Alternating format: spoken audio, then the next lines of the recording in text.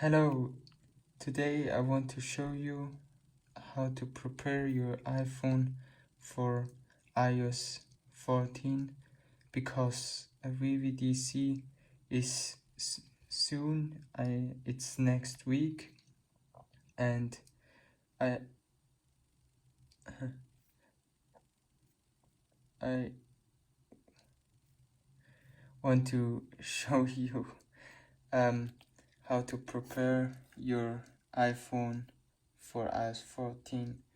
So the first recommendation I have is to install it not on your primary device, but if you don't have a secondary device, you can install it also there. But I have now some advice for you before you install it on your primary device. So the first thing is go to your settings and then go to iCloud and save your photos and save your messages. I know that's basic, but in case you didn't know, it's there and you can save stuff that you need and maybe uncheck some stuff that you don't need to be saved.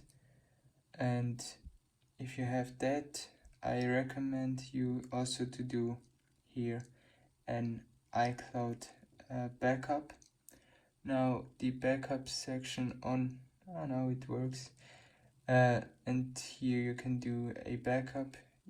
You see here this blue button, press this button and then you can do a backup, and I recommend you to do it manually before you install iOS 14, because so I know it does it automatically, but if you do it manually before the update, I advise you to do that, because that the backup that you've done is then one of the newest, and it's before you installed iOS 14, and if something goes wrong, you know you have the backup before iOS before you update it to iOS 14. And after that, what I recommend you to do also in the settings app, because you know the update is should be like 3 or 4 gigabytes, and so you need storage on your phone. And the first thing is to go here, and then you can check how much storage each app is using. Like here, Asphalt is taking up 1.85 gigs, or iMovie. You can see those are the largest apps on my device, and so I can go here and also offload the app. So, but this is I recommend you to do that if you purchased iCloud storage, so it won't delete the app completely. It will uninstall the app, but the app data will be on your device, so you won't lose like game progress or stuff.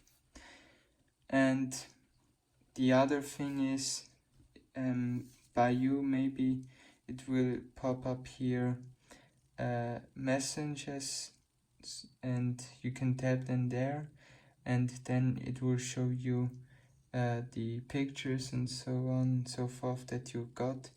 And I recommend you to save those, because if something goes wrong, you also have those pictures, and you won't be worried because you have saved those to your photos, and because your photos are saved to iCloud, it will be saved. And that's all you really need to do. I also have later a video in the Worldwide Developers Week. I will show you also how to get iOS 14, and then I will go with you where you can get that iOS 14 beta profile, and what and I will give you also there some of my advices. And that's pretty much it. Let's summarize it.